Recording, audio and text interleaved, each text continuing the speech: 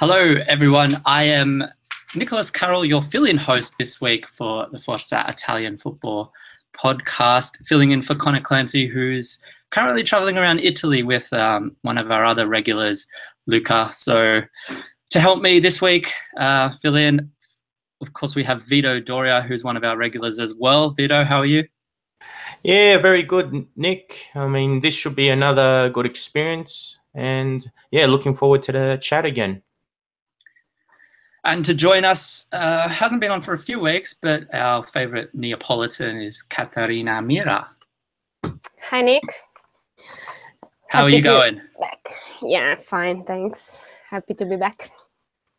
Okay, so I'm not going to go too much into the intros as we have a lot to get through today with all the Serie A results and, of course, the European competition draws as well, plus a little bit on Serie B as always. So firstly, I'm just going to quickly go in somewhat of a chronological order, and I'll start with Cagliari against Sampdoria, which was 2-2. Just very quickly, Vito, as I know you might want to have a quick comment on this, but 2 points down the drain, would you say? Absolutely. Sampdoria created so many chances in that game and had a comfortable 2-0 lead, but unfortunately the goalkeeper Emiliano Viviano had a poor game, and the goal that pulled it back to 2-1 by Diego Farias was an error on his part. I must also say that Alessio Cragno had an excellent game in goal for Cagliari, so although Fabio Quagliarella had a fine game scoring 2 goals, Cragno, he denied Lucas Torreira, Gaston Ramirez, and even Gianluca Caprari twice near the end. So it is 2 points lost, and Viviano blew it, but I think Alessio Cragno's a goalkeeper to keep an eye out on. So, with Sampdoria, it's all a matter of sticking to the game plan and not make too many individual mistakes, but also keep on out for opponents who have a sharp day like Cragno did. Okay. Okay, we'll won't let you dwell too much on that, so we'll get right to the Derby d'Italia. Juventus against Inter, which was goalless, finished 0-0. Vito, I'll stick with you about this. What were your general thoughts on the match? Obviously, there's a lot of hype around it. Did you think 0-0 was somewhat anticlimactic? Look, in a way it was, to be honest. Okay, it was a tactical battle, and for those who have an appreciation for tactical beauty, they might see that aspect of it from, the tactics of Massimiliano Allegri and Luciano Spalletti. But I really felt that if Mario Mandzukic was shooting a lot better, he could have won that game by himself. He had about 3 or 4 good chances that he should have finished off, but Samir Handanovic also had an excellent game in goal. So that probably, from that perspective, that cost Juve 2 points. And just quickly, I'll stick with you in terms of the coaching strategies going into this. Fair to say a win for Allegri over Spalletti, as Inter really didn't produce much on the night. Yeah, I would say so, because Inter, they had a bit of possession in the first 15 to 20 minutes, but I thought it was rather futile possession, and they didn't really penetrate the Juve defense. Juventus in the first half slowly got better with counterattacks, and in the second half, they probably had the better control of the possession and all that, but they just couldn't find the back of the net. Caterina, now in the space of 8 days, Juventus defeated Napoli in Naples, and then had a Champions League match, and then went on to, draw with Inter, but completely dominate Inter, let's say. Is it fair to say that Juve have proven that, again, this season, that they're still significantly stronger than their competition for the Scudetto? Yeah, I think so.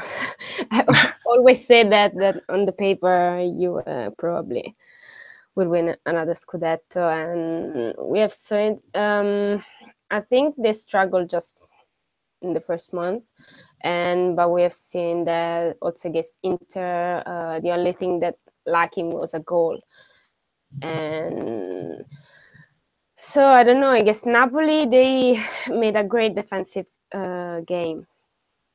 And that's the Juve force. We always say that. But I believe also that this year probably will be more difficult for them to win, because I believe Napoli and Inter are just there, and now they are on top of them. And so we'll see. But yeah, they're still a Juventus of the same. Maybe struggle a little bit in some match, but I don't know. I changed my mind. Okay, well, we won't get too much into Napoli because I'm sure we have a lot of questions for you later on them. But a question has just actually come on YouTube related to Inter specifically. Do you guys think Gianmario should have played against Juve? And a comment just after that says that they think Gagliardini should have played from the start. Obviously, Borja Valero and Vecino were playing in that defensive role with Marcelo Brozovic in that more advanced midfield role. And it's fair to say Brozovic started maybe strong on the ball, but kind of drifted out of the game and didn't really provide much in that midfield. So there is certainly an argument for having Gagliardini in there as a strong midfield presence and allowing the likes of a Borja Valero or a Gianmario to have some attacking freedom moving forward. Any comments about that? Do you think Gianmario should be playing a bit more in the team? In a way, I think it can be justified that Spalletti would drop him. Mind you, I thought he had a pretty decent game against Chievo the week before, so it really depends on the balance, because Inter has a lot of defensive midfielders and central midfielders. I still believe that aside from Borja Valero, they don't have much in terms of creativity. So it was really a matter of who should go out of that team more. And Vecino's been a pretty strong player throughout the season, so I would have kept him. Probably in hindsight, you would say that Brozovic should have been dropped, and maybe he would have been better off coming on as an impact sub. I would definitely agree with that. I think it's kind of everyone's agreed that Juventus were by far the better team, and for Inter to escape that match with a draw, it's a positive result. But in terms of the performance, there's a lot to be. There's a lot of work to do, let's say, to catch up to their competition for the league. So we'll leave that one there for now, and we'll get into another 0-0 draw. There was a few of them this week, and that was Napoli at home to Fiorentina. Caterina, obviously, as a native Neapolitan, I'm going to go to you first. Napoli, in all competitions, they've lost their last 3 matches at home to Juventus, which we mentioned. They lost to Feyenoord in the Champions League, and then that 0-0 with Fiorentina. They haven't scored in Serie A for 240 minutes now. What's going on? Is there any concerns about this, or is it just a temporary slump? Yeah, I'm concerned about the last point that you mentioned about the goal. And the moment is obviously negative, but the good thing that I don't see a proper lack of energy from the team in terms of physical energy.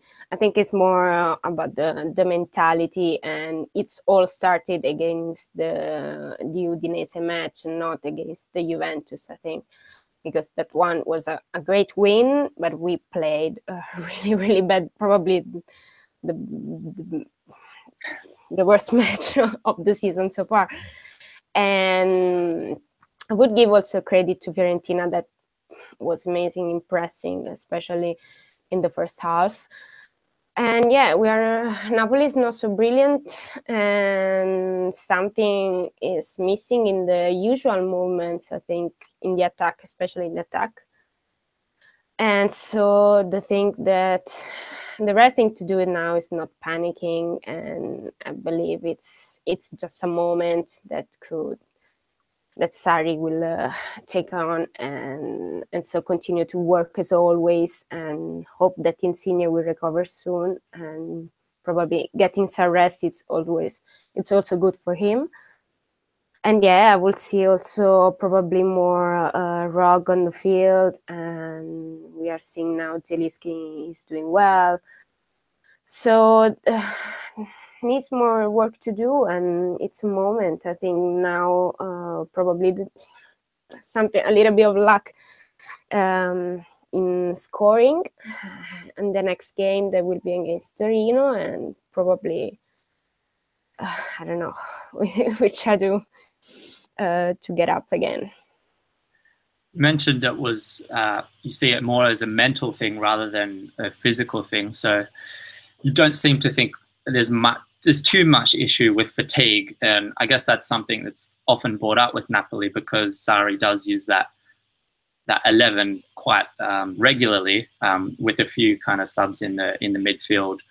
So you don't think, I mean, going to a question that's coming on YouTube as well, which asks, do you think Sarri should change his tactics now? Just off the back of that, is there an argument now that he should maybe be rotating more, or, as you said, to kind of just keep calm and just keep going as things are and hope that things turn around again? The thing is that Sarri work with the same players because they need to do the same way of playing that he wants to. So if a player is not ready for him, it's a risk for the game. So the thing is that, yeah, it could be a good thing to rotate, because the player now probably is getting more form. The new players like Mario Rui, also Rog, and they are getting there. But I believe that also Amsic needs to still need to play. And for the way of playing that Sarri wants to, that's his way of managing a team. And it could be something positive, it could be something negative for others. And there is a lot of pressure about that point in Napoli and about the press. But I think the supporters are still happy because it's the best start of the season of all time. So I'm concerned about, the goal, and probably that we are now more predictable. I'm more concerned about that. And some players in the attack, like Mertens, I believe they need some rest, especially in the attack. But in the midfield and in defense, I think we are mostly fine. And he said that the physical results from everyone are the same of the September games that we played. So I think it's more mentality now. We will see after Christmas if he is lying or if not. So I'll go to you, Vito.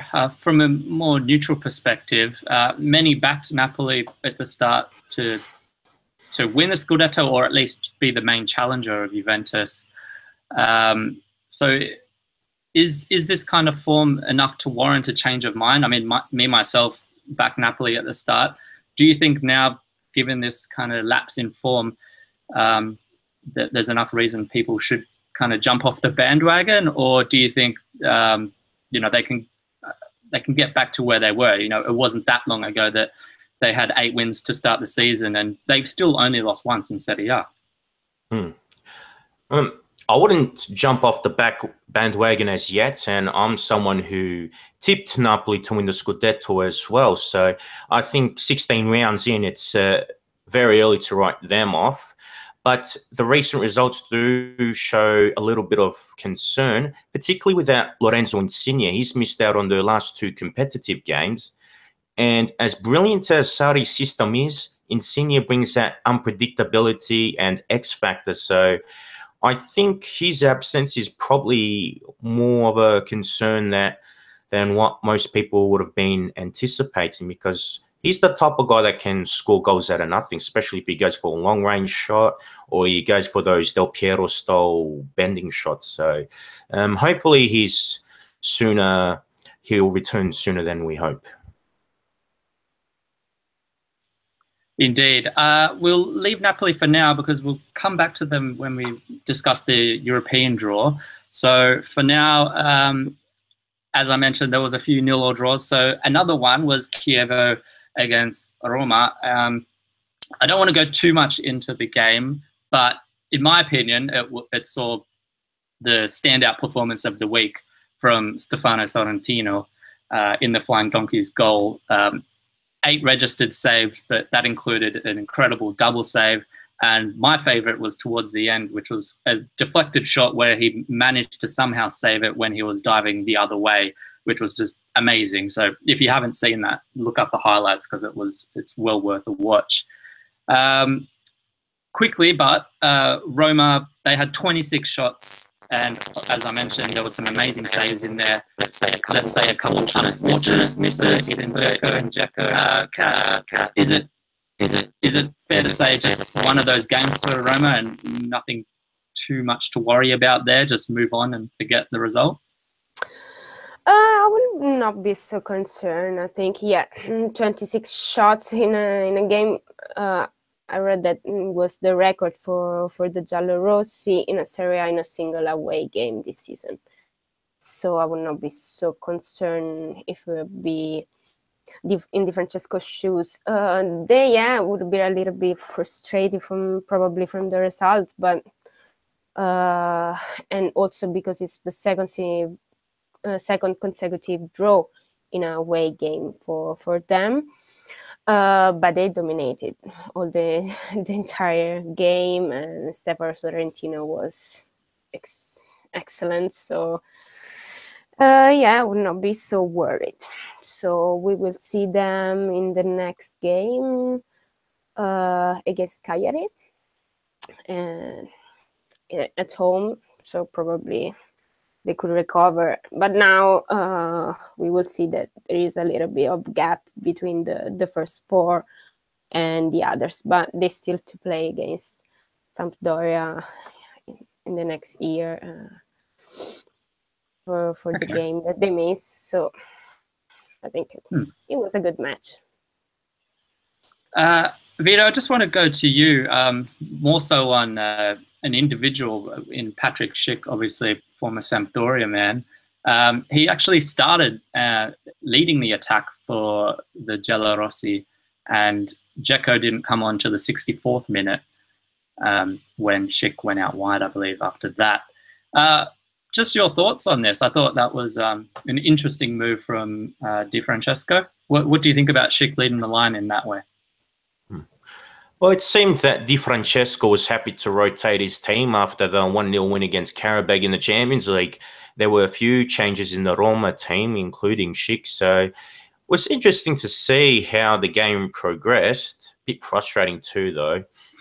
Schick, he had a few chances, but because Sorrentino was on fire, he was a bit unfortunate not to get on the score sheet. But as the game went on, he drifted to the right to let Dzeko go in the centre. Then Cengiz Ünder came on later in the game. So the formation was more like a 4-2-4 and Schick was between Ünder and Dzeko. So he does have the tactical flexibility and the skill set as well as the mobility. But when you have a stubborn defence like Chievo's and Sorrentino in sensational form, it kind of makes things a lot harder. So hopefully next week he can possibly get onto the score sheet then.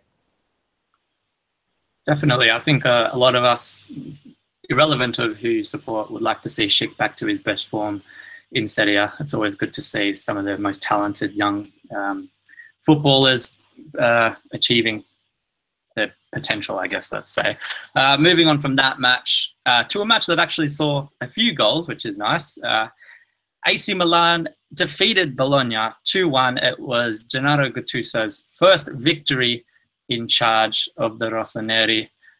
He was very excited about it. Lots of passion from the sidelines, which is always nice to see.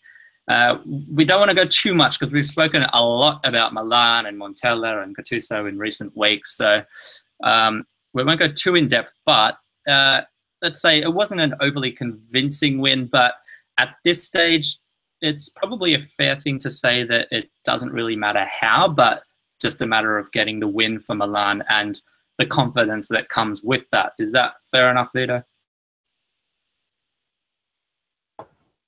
It's important to get the result, and that's what Gattuso in particular needed, as well as AC Milan in general. But what I liked about the way AC Milan played was that they played with more intensity and they moved the ball at a higher tempo than what they would have done under Montella. Another thing I like about Gattuso so far, at least based on the Bologna game, was that the team looked a lot more balanced in the 4-3-3. I reckon with Montella's back three formations or the other formations he tried, the formation just looked out of balance, but everyone's in positions that suit the characteristics. So we'll see what happens to see if this is a continuous trend or Gattuso, he just comes in temporarily and then his way of coaching and man management just drops off. In saying that, with the victory, obviously, but there were quite a few defensive issues, I think it's fair to say. And someone that we've really spated in recent weeks is Riccardo Montolivo, but he came up with a few goal-saving tackles, arguably, in defence. Not necessarily dominant on the ball, but in the defensive third, he had one of the outstanding games of his season, or possibly the Rossoneri's season. Vito, I'll stick with you. Is he actually playing himself into the starting 11? Based on that, he is, because I remember there was one before Bologna equalised and he made an excellent tackle to deny Mattia Destro. And the way he went in to get the ball and without, cynically fouling Destro, I thought that was a fantastic challenge on his part. The thing with Montolivo throughout his career, though, is he's not a consistent performer. So, again, I'd like to wait and see what happens over the next few weeks if he can constantly produce that type of performance. But for him to help out defensively like he did, I still think he deserves credit. And at least from that perspective, it was a rather admirable effort. So hopefully he keeps it up for, his team's sake. Okay, we'll move on from that. No doubt Rossoneri fans will be hoping for more victories in any way, shape or form. Some of the other results from this weekend: Spal 2-2 against Verona. Udinese defeated Benevento 2-0. Sassuolo over Crotone 2-1. And then a match which has just finished within the hour. Lazio at home to Torino. Massive controversy. Torino ended up winning 3-1, but Italy's going crazy. Lazio fans are up in arms. What happened? Yeah. What's going on? Hi, what happened? Immobile got a red card, and it was a red card in my opinion, but the referee didn't give a penalty, and that was a penalty again in my opinion, but he didn't use the VAR. So the supporters was struggling and had bad comments. Also, the club itself made a declaration about that they're gonna be penalized since 4 matches so far about the referee decision, and they are a little bit tired about that. So again, some comments about the VAR that we every week. Vito, I think you mentioned you caught the second half possibly of this. What was your take on what you saw? Well, after that the refereeing decision, you could tell that it affected Lazio's confidence, and Torino really made the most of it. Although I wouldn't say Torino's play was overly spectacular or outstanding. There wasn't like a really clear style of play or system, you could say, but the goals came mostly through individual brilliance. Berenguer, the Spanish youngster, he scored a goal through persistence on the left wing, and after deflection, he had a low strike that Strakosha couldn't save. Thomas Rincon was an unlikely goal scorer with a barnstorming run down the middle of the ground, and then from outside the box, he unleashed a left foot shot. Luis Alberto pulled it back to 2-1 with a superb chip, but meant very little because one of Torino's youth products, Simone Edera, scored with a nice slow curling shot to make it 3-1. And the way the game was going, I felt Torino could have even had a fourth. So a good 3 points for the Granata there. But in a way, luck was on their side because of the controversy before halftime. I'm sure it's not going to be the last we hear about this game. I'm sure we'll have lots of discussion and arguments online about VAR and see what's happening with the Lazio fans. Hopefully there's not too much trouble coming out of the game, but we'll see. That kind of brings the matches from Serie A to an end. Genoa and Atalanta are, of course, due to play tomorrow, but it ended up, as a commenter on YouTube mentioned, to be quite a good round for AC Milan, and obviously getting that win, but they were the highest ranked team to actually get a victory in Serie A, with every team ahead of them either drawing or losing. So not a bad result for Gattuso in Milan. We will now, for anyone who is listening on the podcast, not via the live stream, I'm going to now throw over to Conor and Luca, who have a bit of a little segment. They've been around Italy going to lots of Serie A and Serie B matches, so they're going to speak about some of their experience. So please enjoy that. Otherwise, for the rest of you listening on YouTube, we're going to continue on and go into Serie B quickly, where Palermo smashed Bari 3-0 in what was two teams near the top of the table.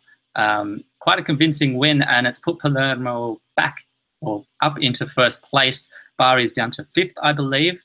Meanwhile, Parma was only able to get a draw against Ternana, who have now actually drawn their last 7 matches in a row, which is quite an incredible feat. Must be close to some kind of record or something. I don't know. But yeah, I don't know if you guys had any comments on the Serie B. We say it every week. It's close. Things are changing every week. Another good round. Probably not as high scoring as other rounds, but one of the interesting games was Cesena versus Pescara, which ended 4-2. Pescara were losing 3-2, had a player sent off. From memory, might have been one of the goal scorers, but then at the end, yeah, Cesena got a 4th near the end. The most interesting thing, though, for me was that Sergio Cosmi is back in Serie B. He coached Trapani 2 seasons ago, the former Perugia coach, ever charismatic, shouting his head off a lot. Now he's at Ascoli. They got a 1-1 draw against Centella, but Ascoli are still on the bottom of the Serie B table. But he turned things around for Trapani 2 years ago, so we'll see what happens there. Okay, we'll quickly head straight over to the European draw. There is a lot to get through, as I mentioned. So start with the Champions League. Juventus got drawn against Tottenham Hotspur, which is an interesting matchup. Spurs have been in mixed form of late. Despite their 5-1 victory over Stoke on the weekend, they currently sit 6th in the league, while Roma got Shakhtar Donetsk, who possibly a favourable draw, but we know they can be a danger team, as we saw in Napoli's group during the group stages. Sorry, Kat. They can be very hard to beat at home, so the match in Rome will no doubt be a key one. Kat, I'll go to you first. Initial thoughts about that. Juve and Roma, good draws? Yeah, I think could be worse, especially for Roma. But yeah, Shakhtar is dangerous, especially at home. So they need to be a little bit worried about. Especially, I saw just a little bit the calendar of both of them in February, and it's a little bit tough for both for Juve and for Roma, and also for Napoli and AC Milan. And that we would see later. But Tottenham, I believe, in Premier League is not probably the best this year, and especially the moment now. But in Europe, they're still doing an amazing job, I think.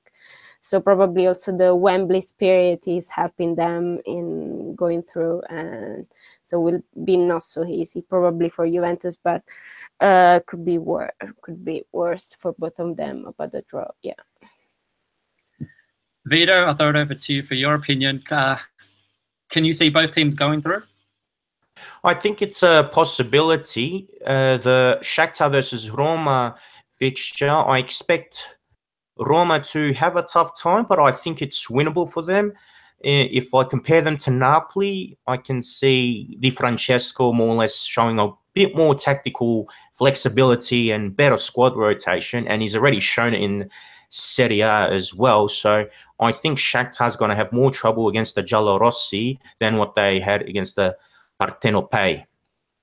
In Juve's case, I expect a tough game because I remember when Allegri was coaching AC Milan, he couldn't handle the speed and pace of Spurs, and they were coached by Harry Redknapp, and he, with all due respect, he was rather simple in his methods, whereas Mauricio Pochettino, he's more structured in his coaching. He's got a far clearer philosophy.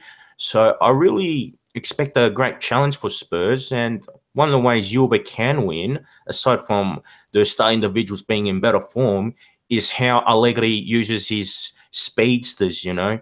If De Sciglio's in form, Alexandro, and then if he plays Cuadrado and Douglas Costa simultaneously, I think that is one way that Juve can unsettle Spurs. But I actually think Juve has got it tougher than Roma. Yeah, I'd certainly agree with you there. If anyone listening did want to hear a bit more about the Champions League matches, particularly about Juventus and Spurs matchup, Vieri's done a nice little opinion piece on YouTube as well. So certainly give that a listen. Otherwise, we'll head to the Europa League, where Serie A is quite strongly represented with 4 teams. Napoli was drawn against RB Leipzig, who are second in the Bundesliga at the moment. Lazio got Steaua Bucharest, who are second in the Romanian Liga, which is quite a favourable draw, I think you could say. AC Milan, another pretty good draw. Ludogorets, the Bulgarian, first in the Bulgarian league, but you would think they should be able to defeat them. And Atalanta, I think arguably the hardest of the Serie A draws, drew Borussia Dortmund, who, I mean, on paper and as a name, are obviously a very strong side, but they currently sit 8th in the Bundesliga and are winless in their last 9 matches in all competitions. So they are certainly not in form. So if Atalanta show up, you know, they might have a surprise there. So, Kat, I'll go to you first about Napoli. RB Leipzig, interesting draw, but do Napoli even care? Exactly, that's the right question. That's the thing. Yeah, we will see in February, because at the moment I can imagine how Sarri now is gonna do it in the Europa League, if we see that as a real aim of the season or not. So yeah, the team is second in the Bundesliga, but we probably can do it. The thing is that if we're going through the Europa League on the next round, we'll have in 2 weeks probably we'll have the Roma, the probably other team in the Europa League to clash, Inter, and then the other one of the Europa League game. So if Sarri will see that, probably we are not going through the Europa League and leave it there. No, I don't know. I'm joking, but yeah, we can do it. But that's the thing. Napoli needs to focus on the season now, and in February, let's see if we are 6th in the league. Probably we will try if we are first, and we're gonna go through the Serie A and try to win the Scudetto. Probably I think we'll leave that. I think it's a fair comment that it'll definitely depend on how Napoli goes over the Christmas period. But, you know, given that in the Champions League, some might argue that Sarri and Napoli weren't totally 100% there in the group stage. So if they weren't there for that and they are in a similar position to where they are in the Serie A now, I think I joked with you, Caterina, that they should just put out a team where Rog is the captain, so just play the Primavera side or something. But you know, with all respect to the Europa League, would it be a fair decision if those circumstances arise that Napoli kind of just, you know, almost dismiss? Yeah. Yeah, I think it's stupid for Sarri to think that if you're in the first spot of the league, we try this season. We need to try to win the Scudetto. So it's not so stupid as comment and to hide this thing, I think. On the other hand, if you're going to win the Europa League, you're going in the Champions and maybe have some money for the transfer window, but we are not going to win the Europa League this year. It's obvious. I think it's obvious.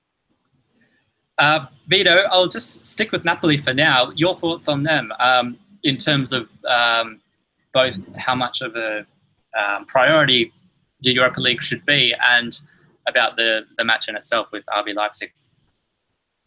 Well, I must admit, I have to agree with Caterina that I can't really see Napoli taking the competition too seriously because Serie A will be the focus for now. This is a top chance to win the third Scudetto in history, and they just don't really have the depth to go and win a trophy in Europe. So I think to win the first European trophy since 1989, that wait will continue for the time being because Sarri's got his system, but De Laurentiis, I don't think he's really splashed enough to really improve the depth of the side. So in that aspect, I think the Europa League is probably not on the priority list.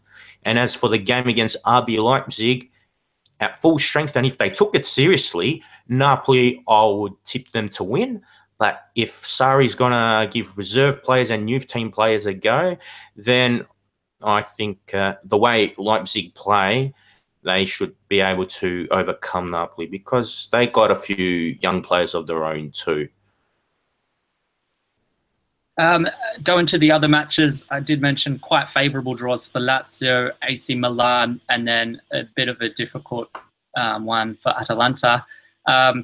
I'll just get your opinions on whether you think each of them can get through and compete. Kat, I'll start with you. Lazio, AC Milan, Atalanta. Who of them do you see getting through to the next round?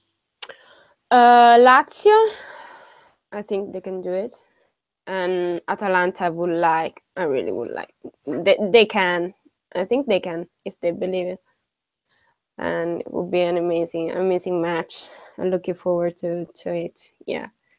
And AC Milan, it could be pretty easy, but it depends also on their form in February. And so, I think in the Europa League, it's more easy than in the Champions, probably. Vito, Atalanta, they play a Dortmund team, which isn't going too well in the Bundesliga. So them, maybe themselves might want to also concentrate on their domestic league to get back up into the qualification areas. So possibly Europa League won't be their biggest priority as well, which might provide Atalanta an opportunity. Otherwise, AC Milan, Gattuso would have, if he's still in charge, would have had a few months in charge at Milan. So you would think they'd have a clear system where they should be able to defeat Ludogorets, with all due respect to the Bulgarians. Who do you see going through out of those three? Well, potentially and most likely, I can see all three progressing. Steaua versus Lazio, I think Lazio should win that if they continue on the form that they've had this season. I still believe that they're an excellent counter-attacking side and, again, at full strength, a fine side in action. Ludogorets versus Milan. It also depends if the Gattuso effect is still there or if it has worn off. But in terms of squad depth and quality, you would fancy the Rossoneri easily. But the Borussia Dortmund-Atalanta game, that's probably an intriguing one because it depends on how Peter Stöger can turn this team around, because he was coaching Cologne, who are on the bottom of the Bundesliga table, and they got eliminated from the Europa League group. So that was a bizarre appointment. If he can turn things around because he's got a better squad to work with, then, you know, that's fine enough. But I'm going to back Gasperini and Ladeo in this case, because I'm not convinced that Stöger will turn things around. And also, there have been some good individual performances in the Europa League from Atalanta, especially Brian Cristante. I think the former AC Milan youth product, he's done well in midfield, chipped in with a few goals. And also with Mattia Caldara in defence, we'll see if he can control Aubameyang, because if he can, I think that would be excellent for him in regards to his move to Juve next season. So if he can stop Aubameyang, I think that would just add to his value and add to his reputation as well. Interesting. As always, Vito, I think that pretty much takes us to the end for this week. I guess a favourable draw all round, I think, for the Italian teams in Europe. Possibly a little bit frustrating given that this is the season that now the Serie A has a 4th place Champions League spot. So the draws haven't been favourable in recent seasons, but that's the way it goes. So let's hope we can see as many Serie A teams through to the next rounds in their respective competitions. That will do it, guys. Thank you both for joining me as I fill in for Conor. I'm sure he'll be back next week doing a much better job, but hopefully I got it done in enough manner. Guys, let the people know where they can hear from you online, Twitter, Facebook. Vito, start with you, then Kat. No worries. Obviously, you can read my work on the Forza Italian Football website. Have a look at my fan page under Vito Doria on Facebook. Otherwise, I'm on Twitter and Instagram at Vito C. Doria. And Kat? Your turn, Kat. And you can find me on Facebook as Caterina Mirra or on Twitter as @Caterina Mirra. And if you'd like to get in touch with me and tell me just how bad my Italian pronunciation is, you can find me on Twitter at Nick Z. Carroll or on Facebook, Nicholas Carroll. Of course, follow Forza Italian Football on Twitter, on Facebook, on Instagram. Follow us on YouTube. There's lots of new videos coming out, lots of opinions around AC Milan, around Inter, about the European draws. We've had men on the ground at matches all across the weekend. There's some matches, videos live from the grounds as well. So ensure you subscribe so you're getting all of those as they are uploaded. And of course, support us on Patreon, as we are all volunteers. We do this out of love for Italian football. So any support is very much appreciated. Otherwise, from Caterina, Vito, and myself, it's ciao for now. Ciao. Ciao a tutti.